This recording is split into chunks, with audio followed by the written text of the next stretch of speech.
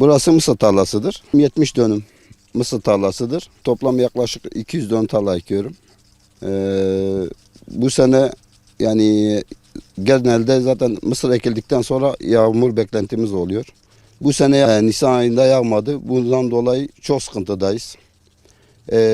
Yağmadığından dolayı kendi imkanlarımızla sulamak zorundayız. Ona da gücümüz yok. İşte gördüğünüz gibi fıskiye getirmişim. O da amanet getirmişim. Benim gibi yüzlerce insan var bu mağduriyette. Ama onlar bulamıyor. Bu durumda ne olacak? Çiftçi çok mağdur olacak. Bir de gıda sıkıntısı var. Yani sadece bizim için değil. Bütün dünyada bu sıkıntılar var. Özellikle Türkiye'de çiftçiler olmadan yani bir hayat düşünülmez. Çünkü çiftçiler üreticidir. Şu anda Tarım Bakanlığı paket destekleri açıklıyor ama bir sürü çiftçi bundan faydalanmıyor. Bundan dolayı mağduriyet çok yaşanılıyor. Her şey pahalanmış. %300 olmuş. Geçen sene ben gübrenin tonunu 2,5'a aldığım gübrenin tonu şu anda 14 bindir. Ne yapacağımızı bilmiyoruz. Elde avuçta bir şey yok. Devlet desteği de yok denecek kadar az, çok az, yetmiyor bize.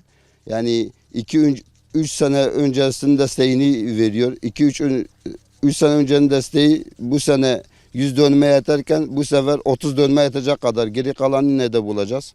Böyle bir sıkıntımız var.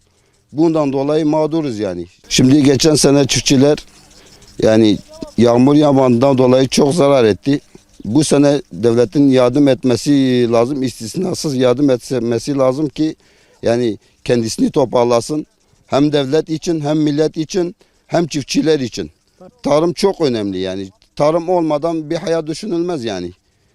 Yani mümkün olacağı şekilde bize yardım edilmesini istiyoruz. Bu sene zaten erken yağmur yağdı. Biz bir yağmur bekliyorduk da erken yağmur yağdı. Bir de Nisan yağmurları yağmadı. Biz biraz zor duruma düştük açıkçası. Şu an yani tarlamız bir kuraklıkla yani boğuştuk bu sene. Bu sene biraz zorlaştık. İşte bu sulama ekiplerimizi falan kurduk işte. Onu da emanet getirdik. Yani herkeste o sulama sistemi yok. Devlet bir destek verdi bize ama yetersiz kaldı bu sene. Bizim devletten istediğimiz sadece daha çok ekipman, daha çok gübre, bir de mazot desteği istiyoruz. Her çiftçiye verilmesi yani lazım.